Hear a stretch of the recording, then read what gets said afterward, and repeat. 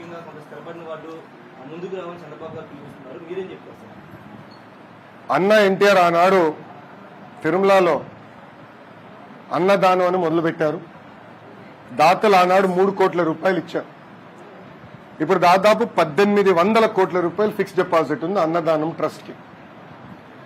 దాని ద్వారా ప్రభుత్వాలు మారినా అక్కడ భక్తులు వెళ్తే 3 పూట్ల హాయిగా భోంచేసే, ఉచితంగా భోంచేసే హక్కు వాళ్ళు కల్పిస్తున్నారు.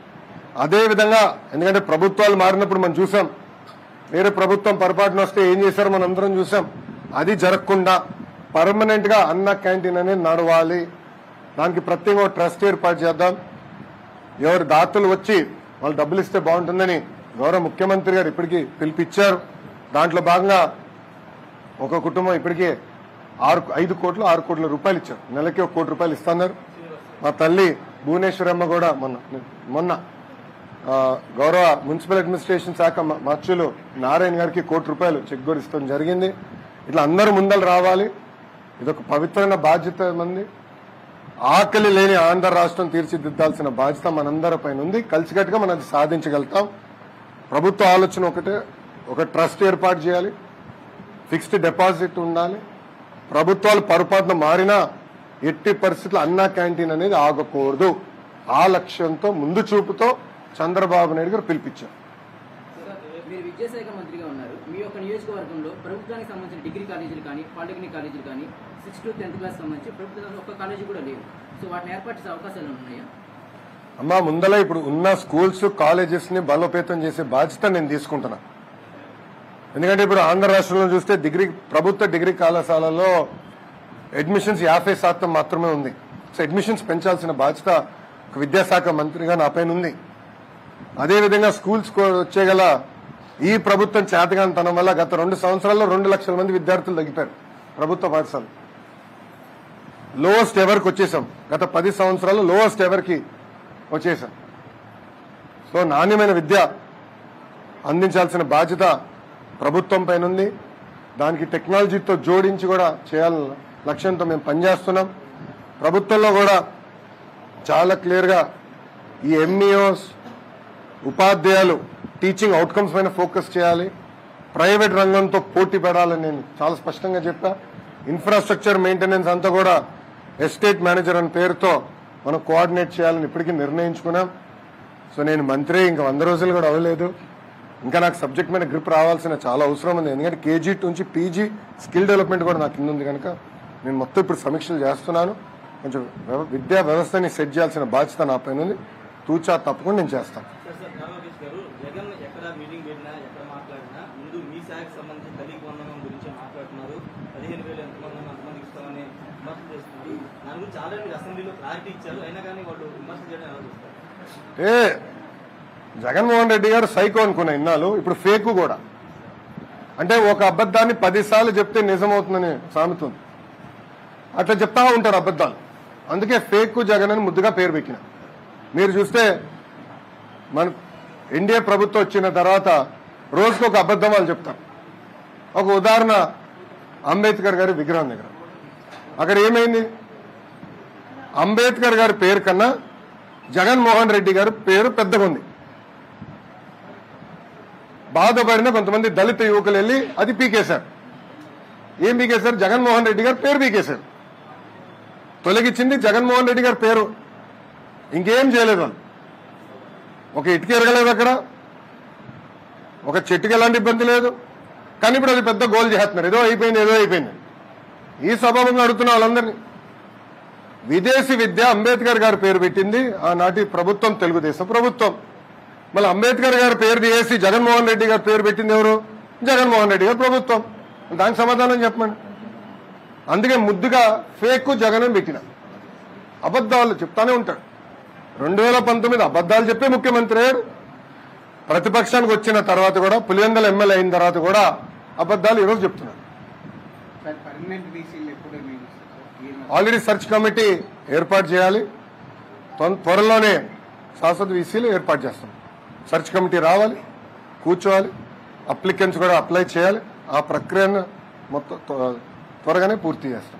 మీ ఇంటి మీద దాడికి వచ్చిన జోగి రమేష్ తనయుడిని అరెస్ట్ చేస్తే కూటమి ప్రభుత్వం పాలన మీద కంటే కక్ష సాధింపులు చేయడానికి ప్రాధాన్యత ఇస్తుందంటే ఆయన మన కారణం చేశారు. రెడ్ బుక్ లో నేను ఏం చెప్పా?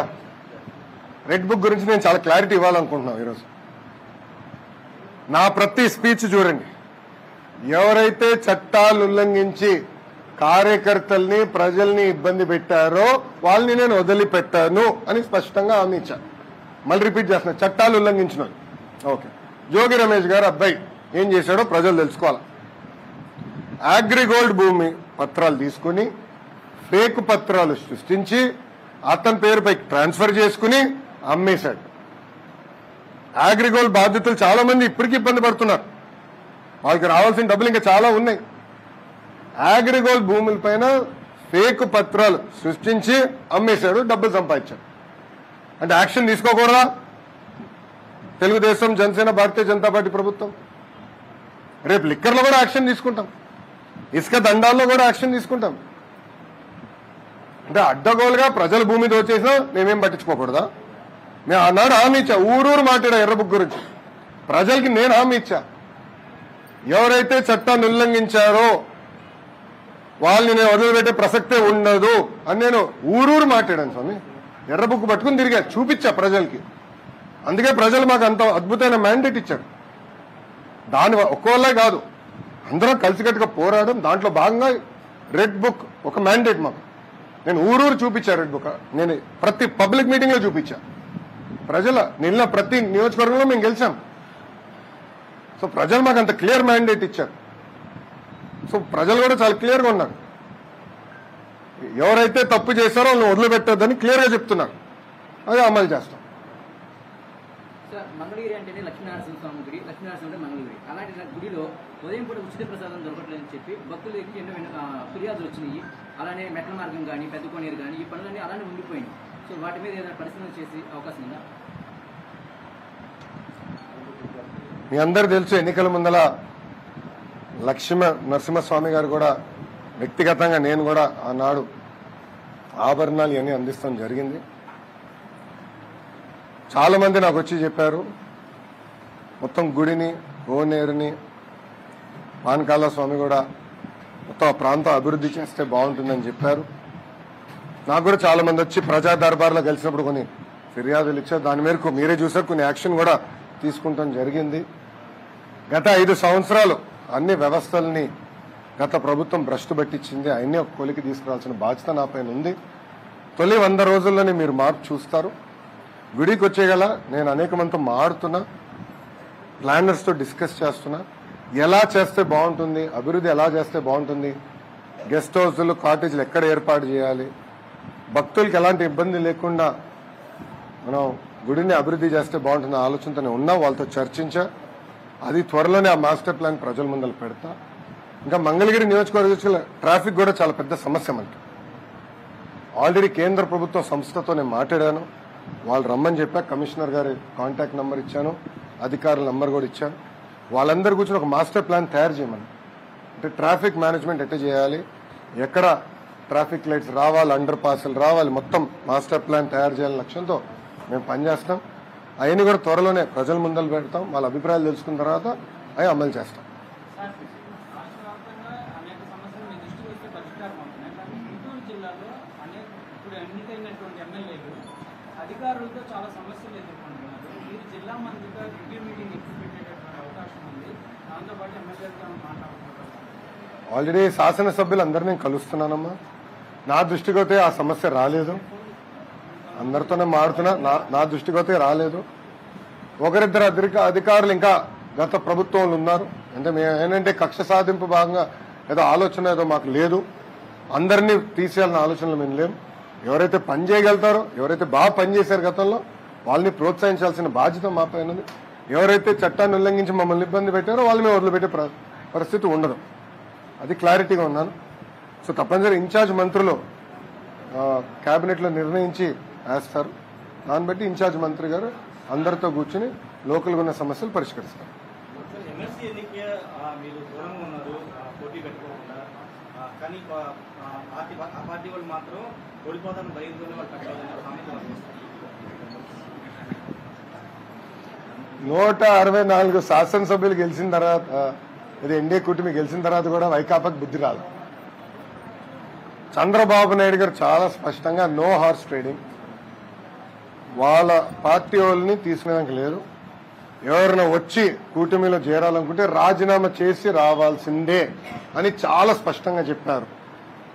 గతంలో మనం చూసాం లోకల్ బాడీ ఎన్నికలు ఎట జరిగినాం. తెలుగుదేశం, జనసేన, భారతీయ జనతా పార్టీ కార్యకర్తల్ని ఇంట్లో కట్టేసి హౌస్ అరెస్టులు చేసి బయటకు రానికుండా అనేక ఇబ్బందులు పెడతాం జరిగింది. అడ్డగోలుగా రిగ్గింగ్ చేసి గెలుస్తాం జరిగింది. దాంట్లో భాగంగా వాళ్ళకి సూపర్ మెజారిటీ ఉంది. సో చంద్రబాబు నాయుడు గారితో మేము అందరం చర్చించినప్పుడు, పార్టీలో చర్చించినప్పుడు చాలా స్పష్టంగా నో హార్స్ ట్రేడింగ్. నాకు ఒక ఎమ్మెల్సీ ముఖ్యం కాదు, చాలా క్లియర్గా ఉన్నాను.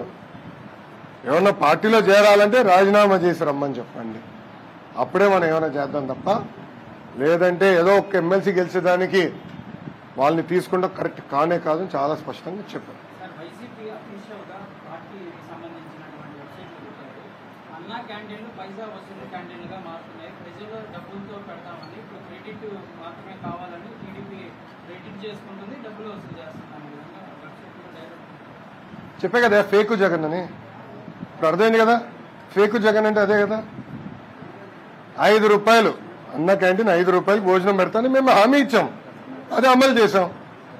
అసలు అన్న క్యాంటీన్ గురించి మాట్లాడే హక్కు వాళ్ళకి ఎక్కడి నుంచి వచ్చింది? సూటిగా ప్రశ్నిస్తున్నా. ఆ ఫేకు జగన్ ని నేను సూటిగా ప్రశ్నిస్తున్నా. అన్న క్యాంటీన్ గురించి మాట్లాడే హక్కు నీకు ఎవరిచ్చారు? అన్న క్యాంటీన్ మూసేసింది మీరు, మళ్ళీ మీకు మాట్లాడే హక్కు ఎవరిచ్చారు? ఇంకోటి అడుగుతున్నా, దాతలు రమ్మంటున్నా, తప్ప అది? అకౌంట్ ఇచ్చా, అది ఏ account? Government of Andhra Pradesh account. ఎందుకంత భయపడుతున్నారు? అంటే వాళ్ళలాగా లిక్కర్లో సొంత అకౌంట్లు మేము ఎప్పుడు పెట్టుకోం స్వామి, వాళ్ళలాగా ఇసుకలో మేము సొంత అకౌంట్లు మేము పెట్టుకోం. ఏ వచ్చినా ప్రభుత్వానికి ఇస్తాం, ప్రభుత్వం నడుస్తూ ఉంటుంది. అన్న క్యాంటీన్ ఒక వ్యవస్థగా ఏర్పాటు చేయాలి, శాశ్వతంగా నడవాలనే ఆలోచనతో మేము ఉన్నాం. దాతలు ముందరకు వస్తారు, దాతలు ఆదుకుంటారు, ఒక నిధి ఏర్పాటు చేస్తాం. ఆ నిధి నుంచి వచ్చే ఇంట్రెస్ట్ కానీ అన్ని ఖర్చు పెట్టి అన్న క్యాంటీన్లు అద్భుతంగా నడిపిస్తుంది తెలుగుదేశం, జనసేన, భారతీయ జనతా పార్టీ ప్రభుత్వం. ఏంటమ్మా ముందల ఏ రంగు ఉండేదన్నా? ప్రజలకు అదే హామీ ఇచ్చాం, మూసేసిన అన్న క్యాంటీన్ తిరిగి ప్రారంభిస్తామని చెప్పాం. గతంలో ఏ డిజైన్ ఉందో అదే డిజైన్ అమలు చేస్తాం. No questions, all answer. ఇంకా డౌట్స్ లేవు కదా? కొన్ని ప్రముఖ కాలేజీలు, యూనివర్సిటీలు అధిక ఫీజులు వసూలు చేస్తున్నాయని చెప్పేసి ఆరోపణలు వస్తున్నాయి సార్. దాని మీద విద్యాశాఖ మంత్రి మీరు ఎలాంటి యాక్షన్ తీసుకోబోతున్నారు? అమ్మా, ఇక్కడ ప్రధానంగా మనం చూస్తే గత ప్రభుత్వం ఫీ రెగ్యులేటరీ కమిషన్ అని ఏర్పాటు చేసింది. దానివల్ల చాలా కాలేజెస్ కూడా మూసుకుపోయినాయి.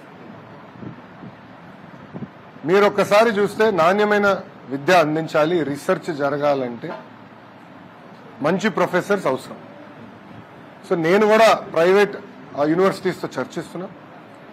35% ప్రభుత్వం నుంచి పంపించిన విద్యార్థులకి ప్రభుత్వం ఫిక్స్ చేసిన రేటుకే ఛార్జ్ చేయాలి, అది కూడా రీయింబర్స్మెంట్ ప్రభుత్వం చెల్లిస్తుంది. ఆ విధానం ఎలా స్ట్రీమ్ లైన్ చేయాలి, ఆ విధానాన్ని ఎలా ముందలు తీసుకెళ్ళాలి, దానిపైన వాళ్ళతో నేను చర్చిస్తున్నా. గత ప్రభుత్వం దాదాపు 2150 కోట్లు, 2200 కోట్లు సుమారుగా ఫీ రీయింబర్స్మెంట్ బకాయిలు పెట్టిపోయింది.